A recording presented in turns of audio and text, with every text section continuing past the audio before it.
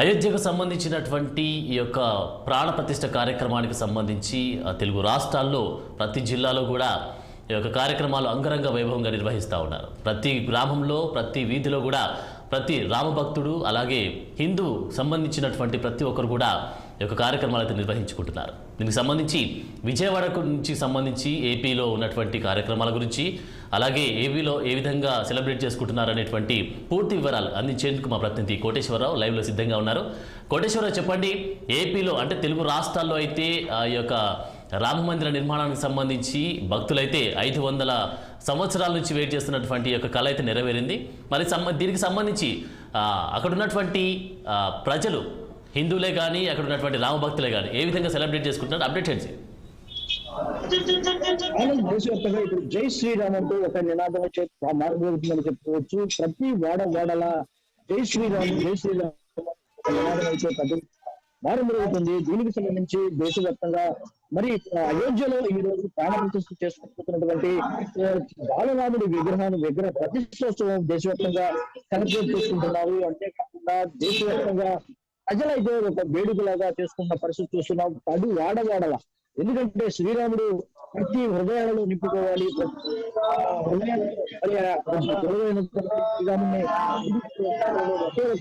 ఒక సంకల్పంతో ముందుకు సాగుతున్నారు. విజయవాడలో చూసుకుంటే వేకువజాము నుంచే రామాలయాలు కానీ శివక్షేత్రాలు కానీ భక్తులతో మారుతూ ఉన్నాయి. ఎందుకంటే ఈ రోజు మహోత్సవం ఎంతో మహోన్నతమైన రోజుగా భావిస్తున్నారు. అంతేకాకుండా ఇటువంటి లగ్న ప్రతి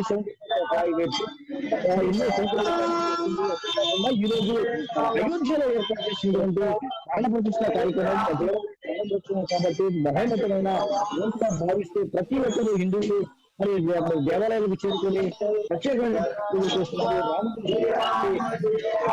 అభిషేకం కానీ పూజలు కానీ పెద్ద ఎత్తున జరుగుతున్న పరిస్థితి కూడా చూస్తున్నాము. అంతేకాకుండా ఏదైతే మధ్యాహ్నం 2:29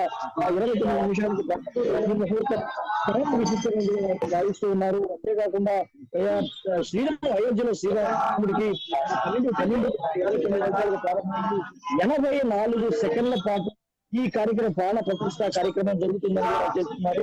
అత్యంత ప్రాముఖ్యమైనటువంటి 84 సెకండ్ల పాటు మరి ఆ బాలరాముడికి ప్రాణ ప్రతిష్ఠ కార్యక్రమం జరుగుతుంది. ప్రాణ ప్రతిష్ఠ కార్యక్రమం తర్వాత మరి భారత ప్రధానమంత్రి నరేంద్ర మోడీ తొలిసారిగా మరి శ్రీరాముడిని వీక్షించున్నారు. దాదాపు 70 సంవత్సరాల సుదీర్ఘ పోరాటం తర్వాత ఉద్యమం తర్వాత అయోధ్యలో రామ మందిరం ఈ రోజు ప్రారంభమవుతున్న నేపథ్యంలో ఇది నిజంగా హిందువులకు ఒక గొప్ప ఒక చారిత్రాత్మకమైన రోజుగా కూడా భావిస్తున్నారు.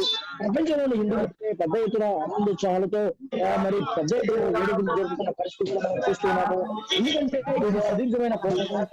హిందూ దేశంలో హిందూ దేవాలయానికి సంబంధించి రామాలయానికి సంబంధించి రాముడి పుణ్యక్షేత్రం రాముడు పుట్టిన స్థలంలో మరి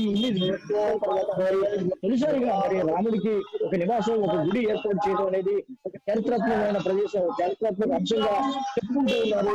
దీంతో పాటు అయితే ప్రధానమంత్రి పిలుపు మేరకు ప్రతి ఇంట్లో దీపాలను వెలిగించండి, శ్రీరామ జపాన్ని పాటించండి, ప్రతి ఒక్కరు జై శ్రీరామ్ అంటూ నిలదించండి అంటూ మరి ఏదైతే ప్రధానమంత్రి పిలుపునిచ్చారో దాని ప్రకారం ప్రతి ఇంట్లో జై శ్రీరామ్ జరుగుతున్నది.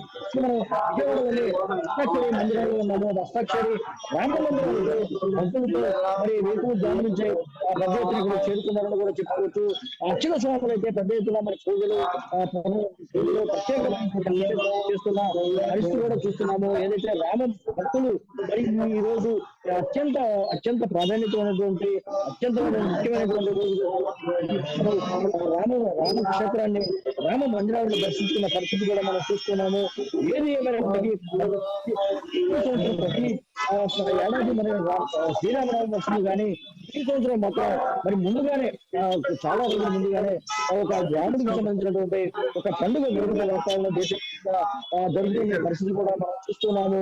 ఏదైతే అయోధ్యలో ఏర్పాటు చేసినటువంటి రామ మందిరాల్లో ఏర్పాటు చేసినటువంటి రామ విగ్రహానికి సంబంధించి ఆ రామాలు అందులో పిలుస్తున్నారు. ఏదంటే చిన్న పిల్లవాడని కూడా అర్థం వస్తుందని కూడా చెప్తూ ఉన్నారు. ఏదైతే ముఖ్యంగా చూసుకుంటే అయోధ్యలో ఈ రోజు నుంచి ప్రారంభమవుతున్నటువంటి శ్రీరాముడికి ప్రత్యేకమైనటువంటి ఒక ప్రసాదాన్ని అయితే ఇస్తూ ఉన్నారు. ఈ రోజు అయితే దాదాపు 236 పైగా ప్రసాదాలను అయితే పెడుతూ ఉన్నారు. ముఖ్యంగా చూసుకుంటే రాంబాబులో మనకి వెంకటేశ్వర స్వామి, తిరుపతిలో వెంకటేశ్వర స్వామి లడ్డూ ప్రసాదాలు ఎలా